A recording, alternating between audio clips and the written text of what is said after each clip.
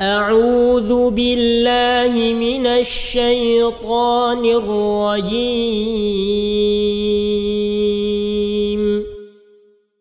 بسم الله الرحمن الرحيم.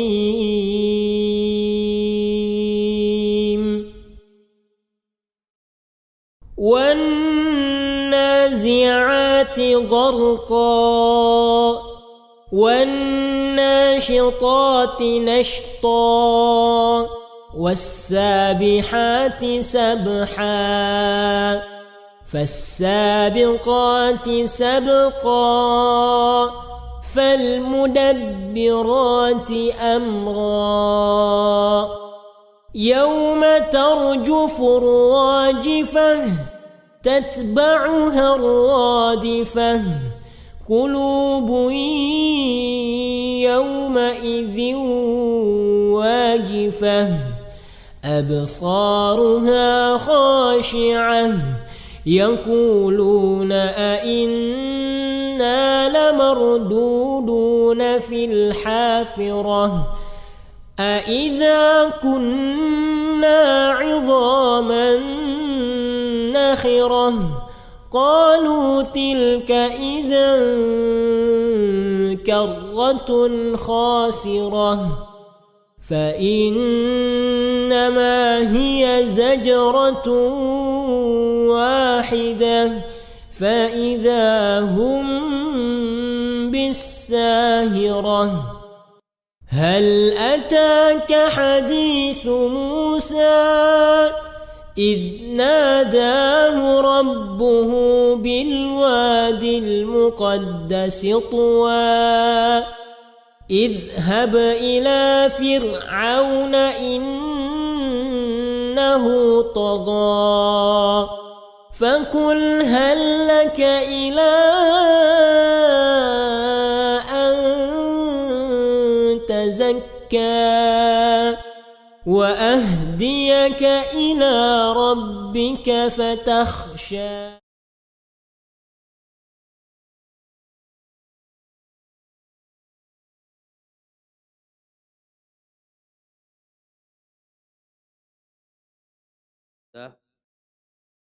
الحمد لله رب العالمين والصلاة والسلام على من لا نبي بعده وعلى آله وصحبه ومن والاه amma ba'du. Hadirin jamaah salat maghrib yang dirahmati oleh Allah Subhanahu wa taala. Alhamdulillah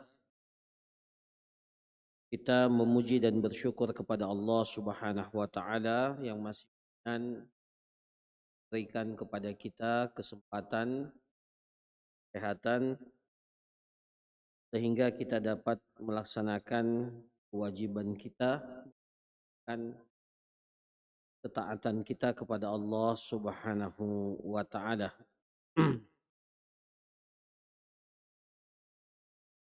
Kemudian sebagaimana biasanya pada malam hari ini kembali kita akan melanjutkan kajian kita dan pembahasan kita pada malam hari ini tentunya pembahasan kitab Al-Fiqhul Muyassar di mana pada malam hari ini kita akan memulai pembahasan yang ketiga yaitu terkait dengan Kitabuz Zakah. Hal-hal yang terkait dengan ibadah zakat. Dalam pembahasan ini, dalam Kitabuz Zakah ini, kitab zakat ini akan dibahas ada 6 bab yang akan kita kaji. Ya, mudah-mudahan dapat kita selesaikan. Yang pertama adalah tentang muqaddimah tentang zakat yang insya Allah kita mulai malam hari ini. Kemudian bab yang kedua tentang zakat emas dan perak. Zakat emas dan perak tentunya nanti akan juga dikaitkan dengan zakat uang yang kita miliki. Ya. Karena fungsi daripada uang itu sama dengan fungsi daripada emas dan perak.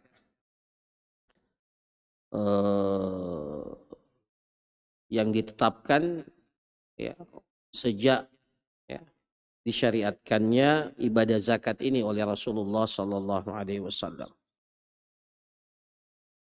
Kemudian bab yang ketiga yang akan kita bahas dalam pembahasan zakat ini adalah zakatul kharij minal ard, zakat tumbuh-tumbuhan, ya, hasil pertanian. Ini juga akan menjadi pembahasan khusus. Kemudian bab yang keempat adalah zakatu bahimatil an'am, zakat hewan ternak. Ini insya Allah akan dijelaskan.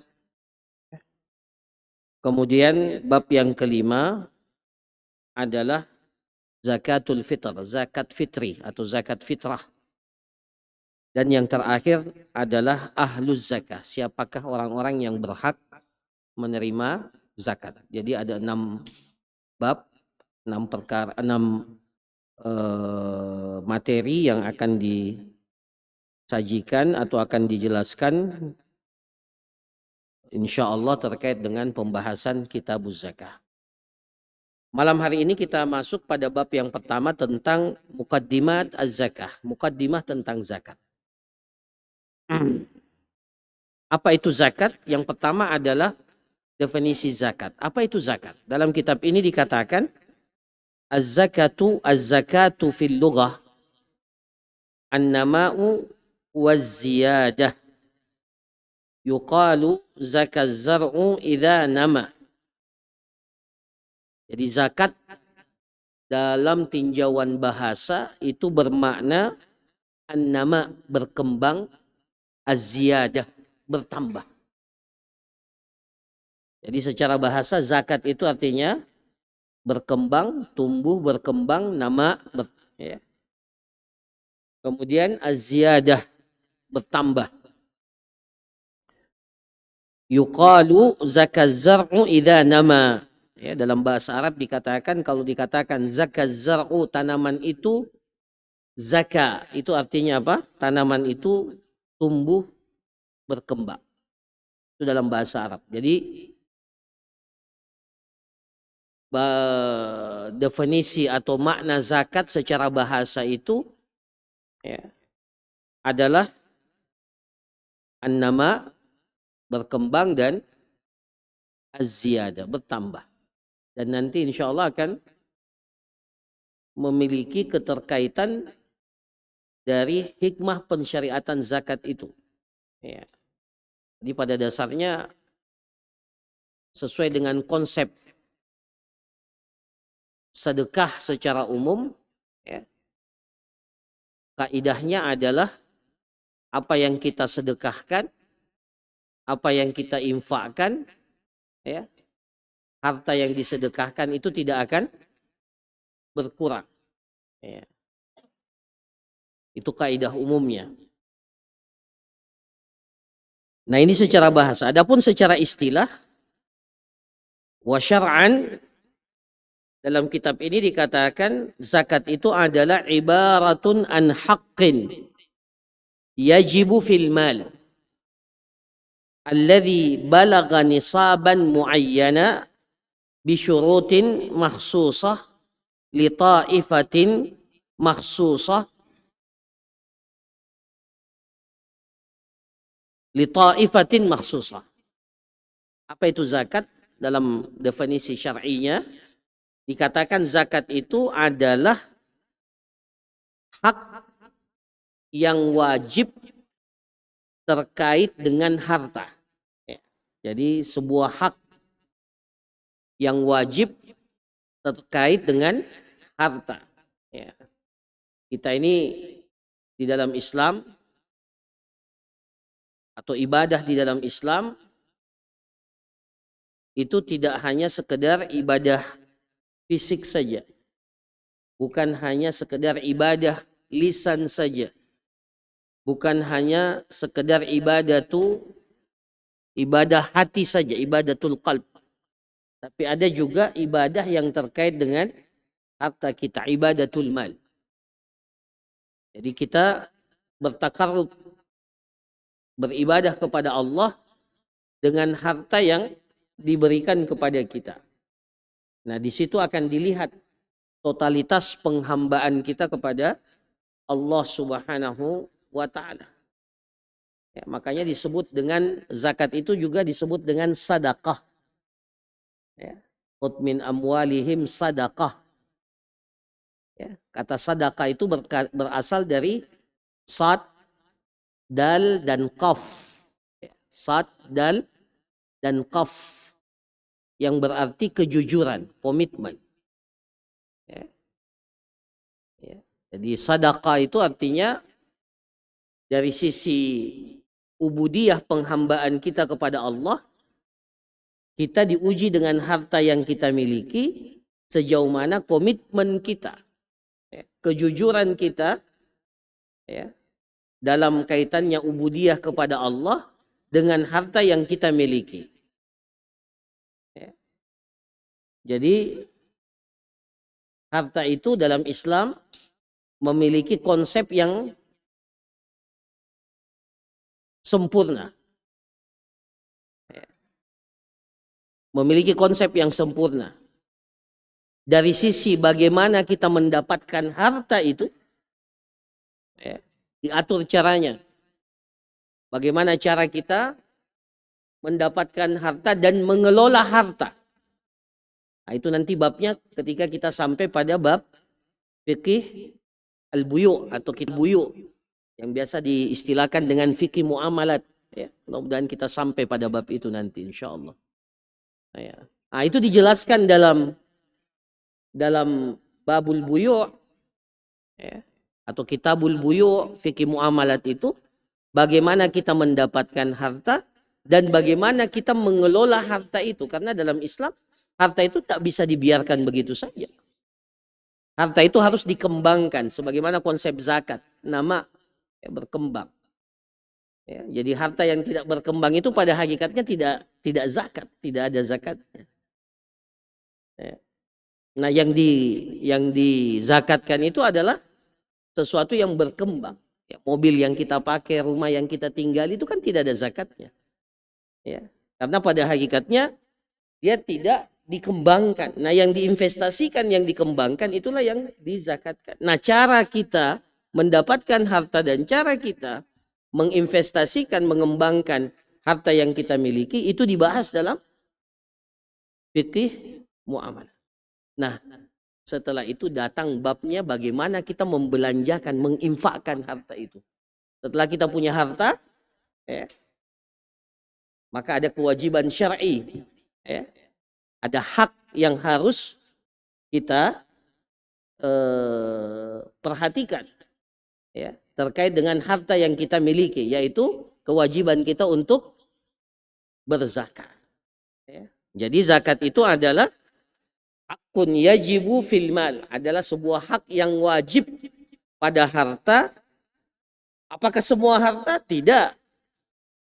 Di sini dikatakan alladzi balagha nisaban, yang telah mencapai takaran tertentu, nisab. Jadi ada istilah nisab. Ya, yang telah mencapai takaran tertentu, ada nisab yang harus terpenuhi sehingga harta itu wajib untuk dikeluarkan zakatnya.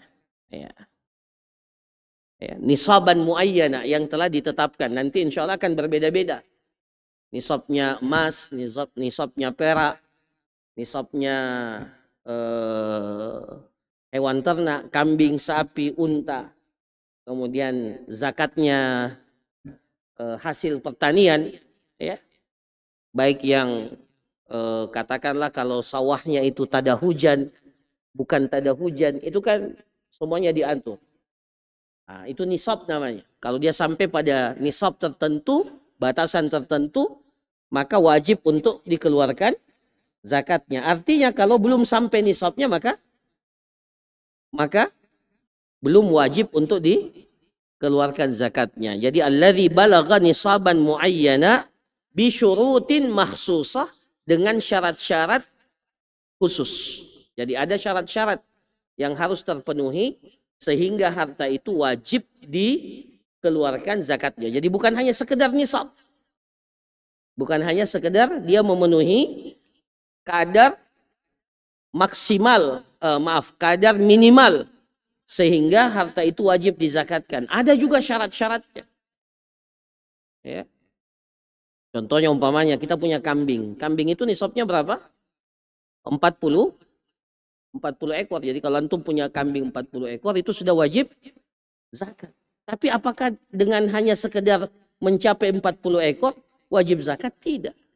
Ternyata ketika kita belajar fikih zakat, dijelaskan oleh para ulama bahwa kewajiban zakat pada hewan ternak itu dengan persyaratan kalau hewan ternak itu digembalakan. As-saum namanya. Insya Allah nanti kita akan jelaskan as-saum. Jadi kalau kita punya 40 ekor, kemudian makanannya itu kita cari, kemudian dibawa ke kandang, itu tidak ada zakatnya dalam Islam. Tidak ada zakatnya. Karena biaya antum mencari pakannya kambing itu jauh lebih mahal dari itu kan. Kalau 40 ekor zakatnya berapa? Satu ekor kambing. Satu ekor kambing itu harganya berapa? Sekitar 2 juta. Sementara memberi pakan kambing itu bisa puluhan juta. Ya, jadi kalau kambingnya itu di kandang itu tidak ada zakatnya. Karena meskipun dia mencapai nisab, tapi tidak memenuhi persyaratan sehingga kambing itu wajib dizakatkan. Kecuali kalau ternyata kambingnya diperjualbelikan. Nah, itu kena lagi namanya zakat perdagangan. Nah, itu nanti insya Allah akan dijelaskan. Jadi intinya zakat itu memiliki aturan. Jadi di sini dikatakan zakat itu adalah harta yang kewajiban atau hak yang terkait dengan harta yang mencapai nisab tertentu dengan syarat tertentu. Kemudian dikatakan li ta'ifatin makhsusah. Kemudian diberikan kepada kelompok-kelompok atau orang-orang tertentu yang disebut dengan para mustahik zakat. Orang yang berhak menerima zakat. Tidak semua orang itu berhak menerima zakat. Ada golongan-golongan tertentu, ada orang-orang kriteria orang-orang yang berhak menerima zakat. Nah, ini insya Allah ada pembahasan bab khususnya nanti dan kita akan jelaskan. Ya. Nah, kemudian dalam kitab ini dikatakan wahiyya tuhratun lil abdi. Zakat itu para jamaah sekalian adalah ibadah yang bertujuan untuk mensucikan hamba. Tuhratun lil abdi. Sebelum mensucikan harta kita, yang disucikan pertama kali itu adalah orangnya. Adalah orangnya. Wa tazkiyatun li nafsihi. Mensucikan jiwa seseorang itu. Mensucikan orang dan membersihkan seseorang itu dari sifat-sifat yang tercela. Jadi bukan harta kita yang dibersihkan pertama kali. Siapa yang dibersihkan? Orangnya. Makanya Allah Subhanahu wa taala berfirman, "Khudh min amwalihim sadaqatan tutahhiruhum wa tuzakkihim biha." Ambillah dari harta-harta mereka sedekah, ya, khudh min amwalihim sadaqah. Ya, jadi zakat itu juga disebut dengan sedekah, ya, karena untuk menunjukkan komitmen kejujuran keimanan kita kepada Allah. Khudh min amwalihim sadaqatan. Fungsinya apa? Tutahhiruhum. Dengan sedekah yang dia keluarkan itu membersihkan mereka. Siapa yang dibersihkan? Sebelum hartanya, orangnya dulu dibersihkan. Ya, dari apa? Dari sifat-sifat yang tercela yang ada pada diri seorang manusia. Para jamaah sekalian, sifat asal kita ini kikir atau suka berderma? Sifat asalnya. Sifat asal kita ini suka berbagi atau suka menahan? Tidak berbagi. Sifat asal kita ini Kikir. Sifat asal kita ini bakhil. Sifat asal kita ini tidak suka berbagi. Jadi kalau ada orang kikir itu jangan dikatakan itu sifat dasar manusia. Oh kikirnya ini orang. Ya memang begitu. Allah sudah ciptakan manusia itu memang mempunyai sifat dasar. Wa uhdiratil anfusus syuh. Telah dihadirkan pada jiwa setiap manusia itu akan asyuh. Asyuh itu al-bukhul, kebakhilan. Iya. Jadi betul memang bahwa kita ini pada asalnya. Buktinya kalau ada kotak infak yang ada di depan kita. Berpikir kan, keluarkan tidak, keluarkan tidak. Kalaupun dikeluarkan berapa ya yang dikeluarkan. Nah, itu hukum asalnya berarti kita ini suka ya. Innal insana khuliqa halu'a idza massahul khairu manu'a. Kalau dia diberikan oleh Allah kebaikan, manu'a, dia tahan, dia tidak mau berbagi. Itu sifat dasar manusia. Maka Allah Subhanahu wa taala mensyariatkan ibadah zakat ini untuk mengikis atau mengurangi ya jeleknya sifat kikir itu. Jadi disyariatkan ibadah yang terkait dengan harta kita. Wajib, ini wajib, tidak boleh tidak. Kalau Anda tidak melakukan maka berdosa. Jadi ada hak yang wajib yang harus kita keluarkan. Jadi yang pertama yang dibersihkan itu adalah diri kita. Ya. Diri kita dari sifat-sifat yang tercela. Wa tuzakkihim biha. Dan kemudian dengan zakat itu menghiasi, mentazkiyah, mensucikan diri kita dengan ibadah zakat yang kita lakukan. Jadi setelah dibersihkan sifat-sifat tercela, kemudian diri kita ini diperindah, dihiasi dengan sifat-sifat yang terpuji. Ya. Maka luar biasa syariat agama kita mensyariatkan ibadah zakat ini. Ya, di sini dikatakan wahia sababun min asbabi isya'atil ulfah. Ya. Zakat ini menjadi salah satu sebab ya terjalinnya hubungan yang baik antara sesama manusia. Ya. Terkadang para jamaah sekalian tidak cukup hanya kita sekedar menampakkan akhlakul karimah, kita senyum di hadapan orang, kita santun di hadapan orang. Terkadang tidak cukup. Ya. Ada orang yang nanti ya menjadi simpati dengan kita, tertarik dengan kita, kalau kita bantu secara finansial. Ya. Orang miskin itu kalau tinggal di dekat rumah orang kaya, orang kayanya cuma setiap hari ketemu sama orang miskinnya senyum, ya, menyapa. Iya, pasti dibalas senyum, ya. Tapi pasti masih ada ganjalan pada diri orang yang miskin itu. Kapan hartanya yang dibagi, bukan hanya sekedar senyumnya. Kan seperti itu. Jadi tidak maksimal, hubungan yang harmonis itu tidak maksimal. Maka Islam datang dan memberikan satu konsep. Keluarkan harta Anda. Agar terjadi hubungan yang harmonis secara maksimal. Ya. Wal mahabba wat takaful baina afradil mujtama' al muslim. Ya. Dan seandainya zakat ini dimaksimalkan, ya maka masya Allah kehidupan kita ini akan ya kehidupan sosial kita ini bisa kita pastikan atau bisa kita insya Allah tingkat tindakan kriminal di tengah-tengah masyarakat itu bisa berkurang. Ya. Kenapa? Karena adanya kesadaran orang-orang yang memiliki harta untuk mengeluarkan zakat. Ya. Nah kalau dihitung-hitung sekarang, yang sadar mengeluarkan zakat dengan yang belum sadar mengeluarkan zakat, banyaknya yang mana? Ya, coba nanti ditanya lembaga-lembaga zakat itu, berapa persen dari kaum muslimin yang sudah mengeluarkan zakat. Ya. Padahal yang wajib zakat itu kalau kita hitung-hitung sudah banyak sekali. Ya, sudah banyak sekali. Tapi yang memiliki kesadaran untuk mengeluarkan zakat itu masih sedikit. Nah, ini yang harus kita ingatkan terus. Ini yang harus kita edukasi terus masyarakat kita, bagaimana mereka ya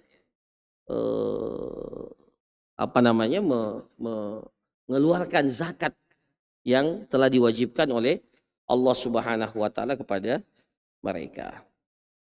Nah, itu terkait dengan definisi zakat ya. Kemudian yang kedua di sini dikatakan apa hukumnya zakat dan apa dalilnya. Ini saya kira jelas. Ya, dalam kitab ini dikatakan zakat ini adalah faridatun min faraidil Islam, adalah salah satu kewajiban dari kewajiban-kewajiban ya, ibadah-ibadah yang difardukan di dalam Islam. Bahkan salah satu rukun dari rukun Islam yang 5. Bahkan wahia ahammu arkanihi ba'das salah. Para ulama kita mengatakan ibadah yang selalu bergandengan dengan sholat itu apa? Zakat. Maka mereka mengatakan ibadah yang paling penting setelah sholat itu zakat. Itu zakat. Kenapa? Karena selalu digandengkan di dalam Al-Quran. Sholat, perintah sholat dan perintah zakat. Wa aqimus salata wa atu az-zakah. Yuqimuna salata wa yu'tuna az-zakah. Selalu. Ya. Selalu digandengkan dua hal itu, salat dan zakat. Ya. Makanya ketika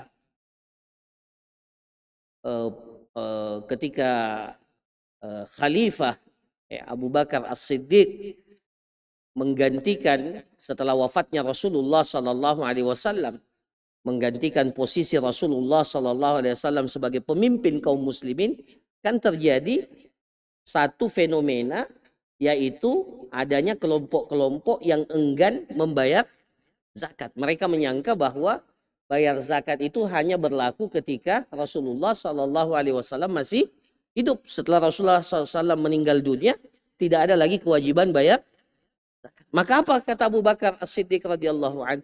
La uqatilanna man farraqa bainas salati waz zakah. Saya akan memerangi orang yang membedakan kewajiban salat dan kewajiban zakat. Tidak berbeda. Sebagaimana salat itu wajib, maka zakat juga itu adalah kewajiban. Nah, dalilnya apa? Ya, tadi kita sudah sebutkan wa aqimus shalah wa atuz zakah.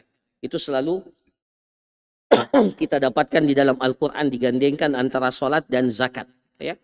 Di banyak tempat di dalam Al-Qur'an selalu digandengkan antara salat dan zakat. Kemudian firman Allah Subhanahu wa taala, khudh min amwalihim, ambillah. Jadi ayat ini memerintahkan kepada Nabi kita Nabi Muhammad sallallahu alaihi wasallam, wahai Muhammad, khudh min amwalihim, ambil. Ya, Rasulullah diperintahkan untuk mengambil dari harta-harta mereka berupa sedekah, zakat, ya, yang akan mensucikan mereka dan membersihkan diri mereka. Nah, kemudian berdasarkan hadis yang masyhur, ya, bunyal Islamu ala khamsin. Islam itu dibangun di atas 5 perkara. Syahadati alla ilaha illallah wa anna Muhammadar Rasulullah. Ya. Syahadat la ilaha illallah dan syahadat bahwa Nabi Muhammad adalah utusan Allah. Itu yang pertama. Kemudian wa iqamis salah, mendirikan salat, wa itaiz zakah, kemudian membayar zakat, wa hajjil baiti, menunaikan haji ke Baitullah, wa saumi Ramadan, dan berpuasa pada bulan Ramadan. Ini 5 rukun Islam.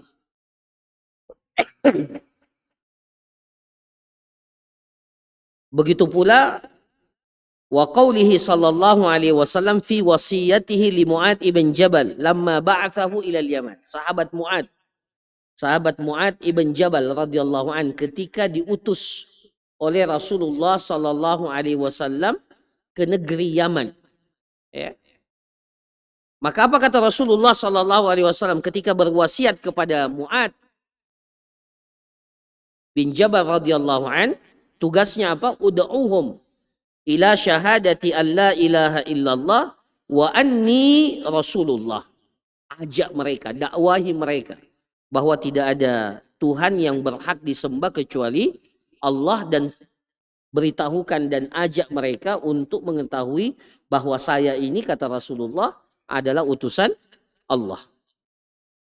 Fa inhum ata'uka lidzalik, kalau mereka sudah taat mengikutimu terkait dengan syahadat ini, fa'alimhum anna Allah aftarada alaihim khamsa salawatin fi kulli yaumin wa lailah. Beritahukan kepada mereka ada kewajiban sholat yang wajib mereka tunaikan dalam sehari semalam lima kali. Ya, jadi Islam itu diajarkan secara bertahap.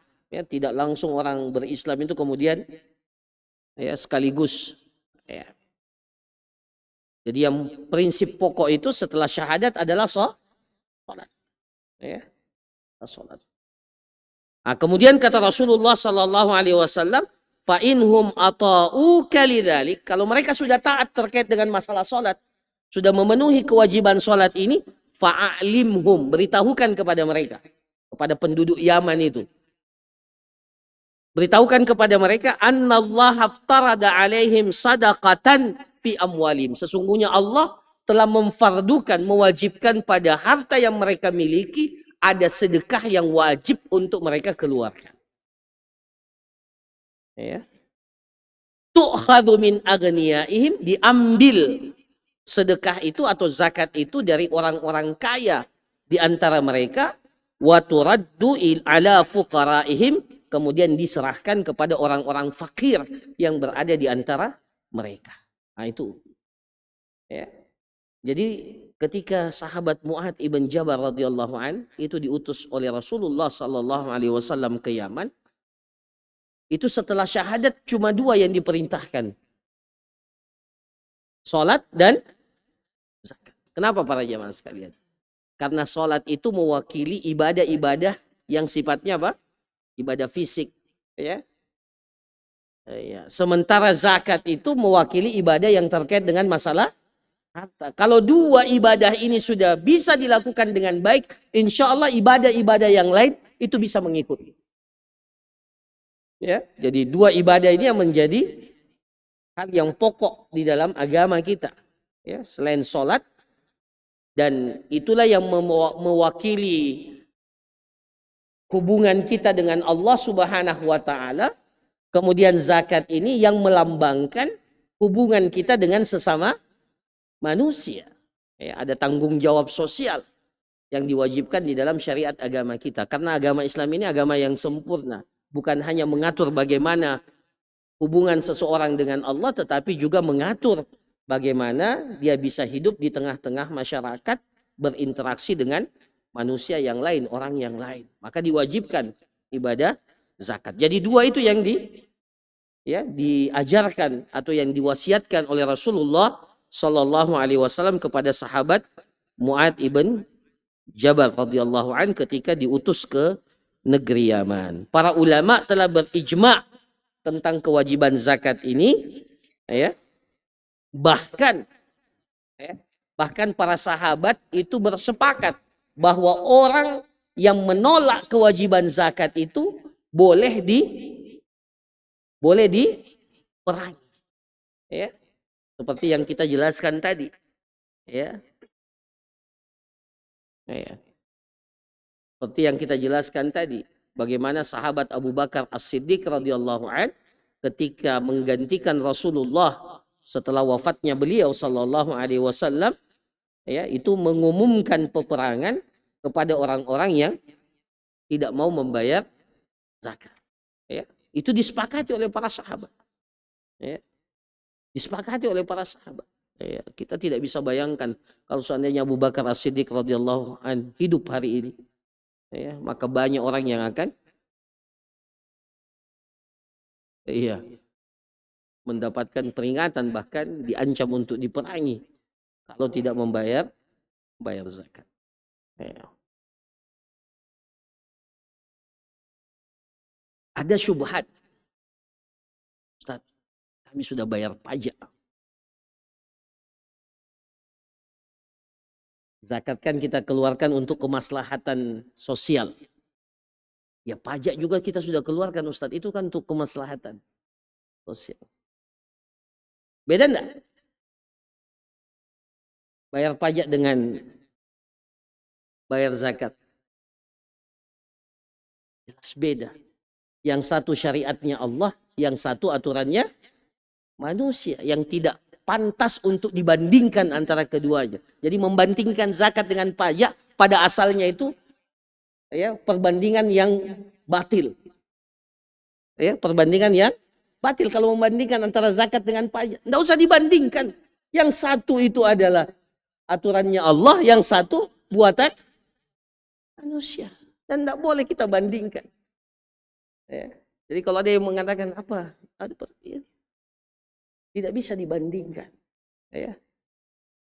Yang jelas syariatnya Allah itu sempurna. Ya. Kalau aturan pajak sempurna atau tidak? Jangan-jangan ada orang pajak di sini. Ada biasanya. Ada Ustadz. Mana Pak?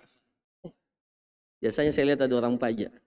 Ada Pak ini yang biasa hadir sama kita. Tapi malah hari ini tidak datang. Iya, dan saya kira juga beliau paham itu.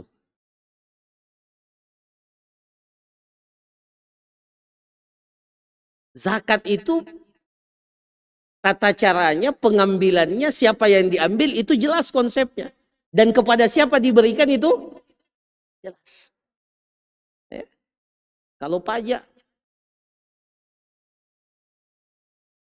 dari tempat-tempat yang halal ada pajaknya, tempat-tempat yang haram juga ada pajaknya. Kemudian diberikan ke ya untuk kemaslahatan ya bersama. Ya. Nah ini terlepas dari polemik ya terhadap kewajiban pajak, yang jelas secara prinsip tidak boleh kita menyamakan antara sesuatu yang merupakan bagian daripada syariat Allah dan sesuatu yang menjadi ya buatan dan aturan yang ditetapkan oleh manusia. Makanya revisi undang-undang pajak atau apa itu kan sering, bahkan dikasih apa istilahnya kalau apa amnesti ya, pengampunan. Kalau di Islam tidak ada. Anda wajib zakat, tidak ada amnesti. Nah, ya. Ini syariat Allah. Ya. Ini syariat Allah. Ini sesuatu yang wajib ya untuk dikeluarkan. Ya.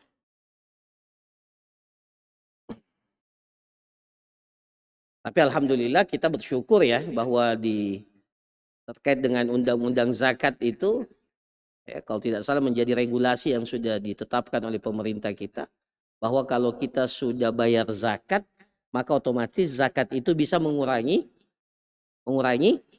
pajak. Maka taatlah bayar zakat, insya Allah pajaknya akan dikurangi. Ya. Wallahu a'lam. Ya. Kemudian bagian yang ketiga atau pembahasan yang ketiga dalam mukaddimah ini adalah bagaimana hukum orang yang mengingkari zakat itu. Di sini dikatakan man ankara wujubaz zakati jahlan biha wa kana mimman yajhalu mislahu dzalika dzalik imma li hadatsati ahdihi bil Islam aw li kaunihi nasha'a bi badiyatin ba'idatin anil amsar urifa wujubuha wa lam yuhkam bi kufrihi li'annahu ma'dzur. Jadi yang pertama, kalau ada orang yang mengingkari kewajiban zakat, dia mengatakan zakat itu tidak wajib atau dia ingkari kewajibannya. Kenapa? Karena dia bodoh, tidak tahu, jahlan biha. Dia tidak tahu. Ya. Dia tidak tahu tentang kewajiban zakat. Karena memang ketika kita lihat kondisi orang ini, ya memang wajar dia tidak tahu. Contohnya di sini dikatakan, umpamanya seperti orang yang baru masuk Islam. Ya. Ya. Orang yang baru masuk Islam. Orang yang baru masuk Islam itu, iya, kalau dia tidak tahu tentang kewajiban zakat, maka tentunya dimaklumi, ya, dimaklumi. Dan jangan baru masuk Islam langsung bilang wajib zakat. Setelah syahadat langsung kita bilang apa? Keluarkan 2,5% dari harta yang kamu miliki. Pasti dia bilang, apa ini Islam? Belum apa-apa kita.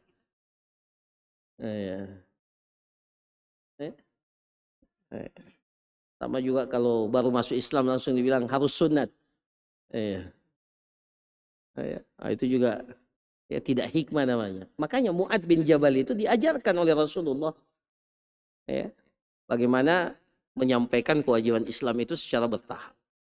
Jadi kalau dia baru masuk Islam, tidak mengerti tentang kewajiban zakat, atau dia tinggal di perkampungan yang bibadiah, pedalaman, di mana jauh dari kota, jauh dari informasi. Maka ketika orang itu tidak tahu dan mengingkari kewajiban zakat, maka orang ini dia apa? Hukumnya apa? Urifa wujubuha, dijelaskan kepada mereka. Jadi tidak boleh langsung divonis, maka harus dijelaskan kepada mereka tentang kewajiban zakat dan tidak dihukumi bahwa mereka itu kufur, kafir. Kenapa? Karena ada uzur. Karena ada uzur. Ini yang pertama. Wa in kana munkiruha musliman nasyi'an bi biladil Islam wa baina ahli ilm. Tapi kalau orang yang mengingkari kewajiban zakat ini hidup di tengah-tengah komunitas orang Islam. Dan di tengah-tengah mereka ada para ulama, ada orang-orang yang memberitahukan tentang kewajiban zakat. Jadi bukan seperti orang yang tinggal di pedalaman yang jauh dari informasi. Meskipun kalau sekarang apapun mau di pedalaman mau di mana kita bisa akses informasi itu dengan cepat. Nah, tapi kalau ada orang yang mengingkari kewajiban zakat ini, dia adalah seorang muslim, lahir dan tumbuh, berkembang besar di tengah-tengah komunitas orang Islam, di negeri kaum muslimin. Di tengah-tengah mereka hidup orang-orang yang menjelaskan tentang kewajiban zakat. Maka ketika dia mengingkarinya, mengingkari kewajiban zakat ini, maka mereka lah yang dihukumi apa? Murtaddun tajri alaihi ahkamur riddah. Maka orang ini dikatakan, kalau dia mengingkari kewajiban zakat, maka dikategorikan sebagai seseorang yang murtad, keluar dari Islam. Padahal dia tumbuh besar, hidup di tengah-tengah komunitas kaum muslimin, dan akses untuk mengetahui dan mendapatkan informasi tentang kewajiban zakat itu ada di tengah-tengah kehidupannya. Maka ketika dia mengingkari kewajiban zakat ini bisa dikategorikan sebagai indikator yang menyebabkan dia itu murtad, keluar dari Islam. Tapi tidak otomatis ya. Apa yang harus dilakukan? Yustatabu thalathan. Diminta untuk bertaubat dari keyakinannya itu 3 kali. Yustatabu thalathan. Fa in taba, kalau dia bertobat maka alhamdulillah dia kembali. Tapi kalau dia tidak mau bertobat maka boleh diperangi dalam Islam. Dalam konsep Islam boleh diperangi. Kenapa? Karena dalil-dalil tentang kewajiban zakat itu sangat jelas dalam Al-Quran, dalam As-Sunnah, dan disepakati oleh para ulama. Dan sebenarnya bukan hanya sekedar dia mengingkari zakatnya itu bukan hanya sekedar dia mengingkari zakatnya, tetapi dia telah mendustakan apa yang diperintahkan oleh Allah Al-Quran, dan dia mendustakan apa yang diperintahkan oleh Rasulullah SAW di dalam hadis. Mengingkari saja satu huruf dari Al-Quran itu indikasi kekufuran. Apalagi kalau menolak dan mengingkari kewajiban sebuah perkara yang begitu jelas di dalam Al-Quran, di dalam sunnah Rasulullah SAW.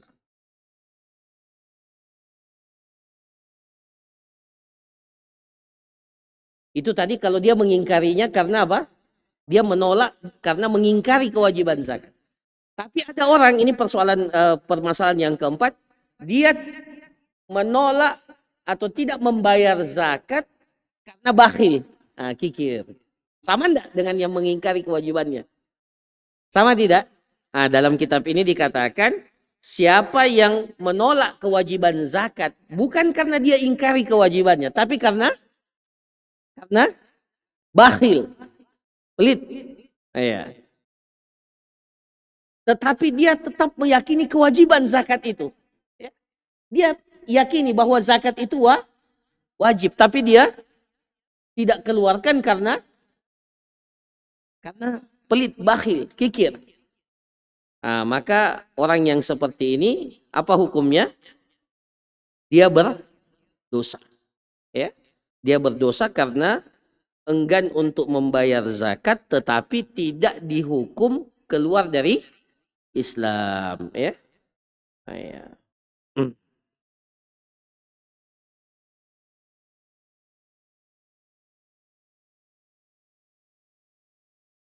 Ya.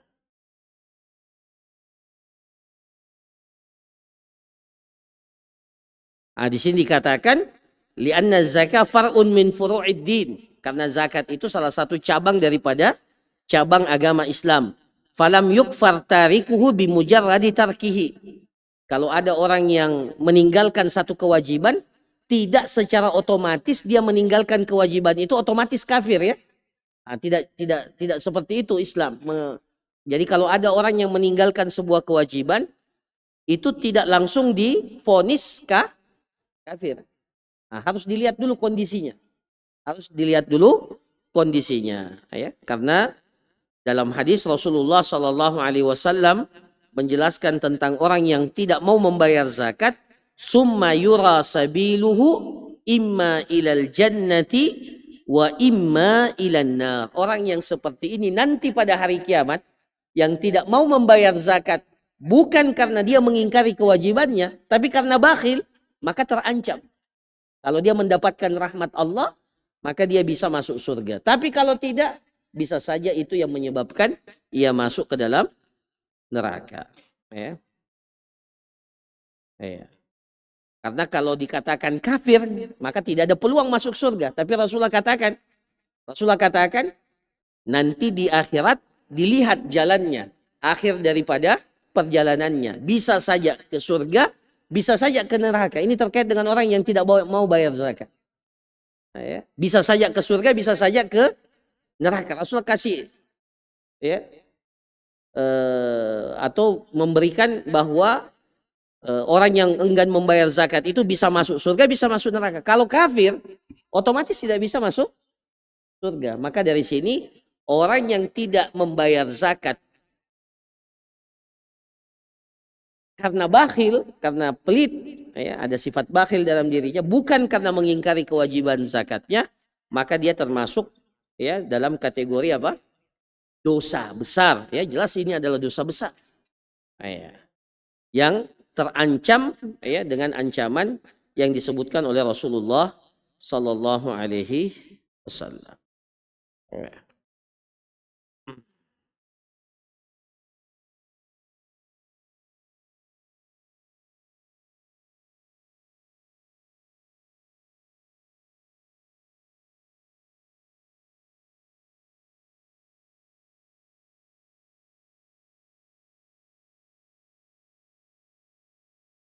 Bahkan, ya, di dalam kitab ini dikatakan wa hadza tu'khadhu minhu zakah qahran ma'at ta'zir. Orang yang menolak, enggan membayar zakat karena pelit, maka zakatnya itu boleh diambil secara paksa. Ya. Ya, cuma ya ini kalau kita di negara kita ya tidak boleh, ya, petugas zakat itu melakukan hal ini karena ya bisa apa? Bisa dipidana dengan perbuatan. Tidak ada apa? Tidak ada hukuman yang dinampakkan bagi orang-orang yang tidak membayar zakat. Jadi akhirnya orang mengatakan, enggak perlu bayar zakat, kan tidak ada. Kalau dulu di zaman Rasulullah itu keras hukumannya. Inna akhiruha wa syatra ma'alihi. Bayangkan sampai setengah hartanya bisa diambil oleh Rasulullah gara-gara orang itu tidak mau bayar. Harta ini milik kita atau bukan milik kita atau milik Allah? Hah? Ya, jadi kalau Allah minta Anda keluarkan, ya bukan milik kita. Maka harusnya ya jangan ditahan, tidak boleh ditahan. Ya betul kita berikhtiar, tapi pada setiap ikhtiar yang kita lakukan itu ada hak orang lain yang harus kita keluarkan. Dan tidak serta-merta ketika kita berikhtiar mendapatkan harta, itu ikhtiar kita benar. Ya. Jadi kalau kita mendapatkan harta, apakah semua cara kita mendapatkan harta itu sudah tepat? Tidak ada culas-culasnya, tidak ada tipu-tipunya. Kadang ada tipu-tipunya, kadang masih ada. Ya.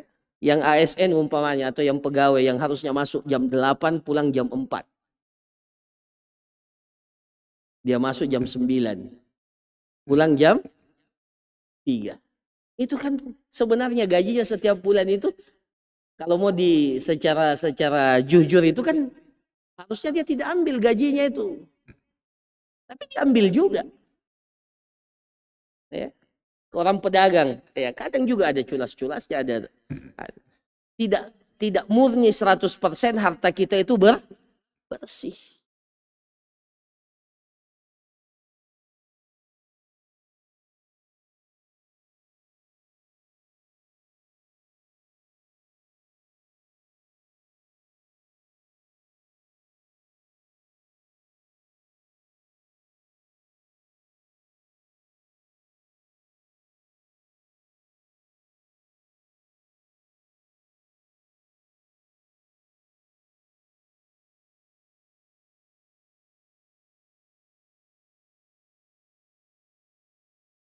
Dengan kewajiban syariat, ya bukan terkait dengan kewajiban syariat. Karena sebenarnya dalam syariat itu, dalam harta itu yang wajib hanya zakat, ya. Tidak ada kewajiban yang lain siwa zakat kecuali zakat. Adapun kewajiban-kewajiban yang lain itu komitmen kita ketika kita berada dalam satu daerah atau satu negara, ya. Ya, maka kalau terjadi seperti itu, ya, seperti itu, maka tanyakan kepada yang berwenang, yang berwenang. Ya, ya. Allahu alam. Apakah dia berdosa? Allahu alam. Iya. Karena dia tidak terkait dengan kewajiban syariat. Iya. Pertanyaannya ini berat tapi ya jawabannya kira-kira seperti itu secara umum. Ya. Masih ada? Ya.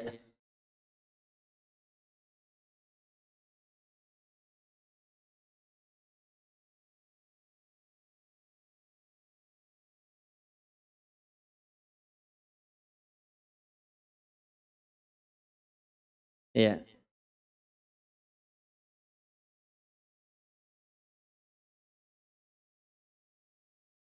Ya. Sebenarnya tidak bisa dipungkiri juga bahwa ketika sumber-sumber pendapatan dari kaum muslimin itu tidak terpenuhi, katakanlah dari zakat. Ya, kalau dulu ada ganimah atau rampasan perang dan seterusnya, kan sekarang tidak ada lagi. Jadi sumber pendapatannya itu murni dari zakat, dari ini. Nah, ya para ulama kita mengatakan dalam kondisi pemerintah kaum muslimin itu tidak mempunyai sumber-sumber pendapatan, maka mereka dibolehkan untuk menarik ya semacam pajak, ya, semacam pajak, tetapi ya proporsional dan harus bersikap adil dalam penerapan pajak seperti zakat. Zakat itu kan tidak semua orang wajib zakat. Kalau kita semua yang masuk restoran bayar pajak enggak? Hah? Iya. Padahal mungkin yang masuk restoran ada yang miskin, kasihan, ada yang ini. Nah, jadi sekali lagi Pak Jamal, kan memang tidak bisa dibandingkan antara zakat dengan pajak ini. Ya, tidak bisa dibandingkan. Jadi apa? Ya, kewajiban zakat itu luar biasa, ya. Nah, jadi dalam kondisi-kondisi tertentu bisa saja. Tapi masalahnya, ya, kewajiban pajak itu kadang tidak proporsional, kadang tidak proporsional. Nah, itu yang masalahnya, dan itu yang harus diatur. Regulasinya itu harus diatur bahwa betul-betul adil seadil-adilnya, adil seadil-adilnya. Ya, jadi pembayaran pajak itu harusnya tidak disamaratakan. Iya, tidak disamaratakan. Nah, sekarang ini kan masih berlaku umum. Ya, kita sama-sama begini padahal dibedakan, ya. Ya, meskipun ada subsidi dan seterusnya. Nah, itu di antara hal-hal yang menjadi kendala, sehingga memang kalau kita baca, ya baca tentang persoalan zakat, memang persoalan apa? Persoalan pajak memang ada polemik yang sangat kuat, ya, yang disebutkan oleh para ulama kita terkait dengan pungutan pajak ini. Ya, dulu namanya al-maks dalam bahasa Arab. Ya. Nah ini, ya, memang berat, ya. Tapi kita yakin sebenarnya kalau pemanfaatan zakat itu maksimal, maka insya Allah beban-beban pajak itu bisa, ya, dikurangi. Dalam Islam kan sudah terbukti dulu sampai keliling di apa? Jadi para pegawai zakat itu bawa zakatnya mau dibagi. Tidak ada yang apa? Kira demikian para jamaah sekalian. Barakallahu fikum. Kita lanjutkan insyaallah pada pertemuan yang akan datang. Subhanakallahumma rabbana wa bihamdik nasyhadu an la ilaha illa anta astaghfiruka wa atubu ilaik. Wa sallallahu ala nabiyyina Muhammad wa ala alihi washabihi ajmain. Assalamualaikum warahmatullahi wabarakatuh.